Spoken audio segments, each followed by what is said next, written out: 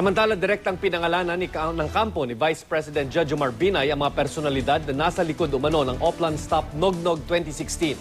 Ayon kay Attorney J.B. Bautista na isa sa mga tagapagsalita ng Vice Presidente, kabilang daw sa mga personalidad ay sina Budget Secretary Butch Abad, Senate President Franklin Drilon, TESDA Director General Joel Villanueva at Interior Secretary Mar Rojas. Ani Bautista, sila raw ang nagpopondo para siraan si Binay kasabwat umano sina dating Vice Mayor Ernesto Mercado, Attorney Renato Bondal, Senador Alan Peter Cayetano at Antonio Trillanes IV.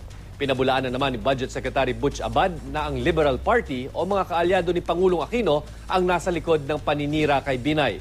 Git ni Abad, below the belt daw ang akusasyong ito at hindi raw ito pahihintulutan ng kanilang partido, gayon din ng administrasyong Aquino. Nang hinga naman ng GMA News ng reaksyon si Interior Secretary Mar Rojas kaugnay sa aligasyon ng kampo ni Binay, tanging thank you lang ang kanyang isinagot.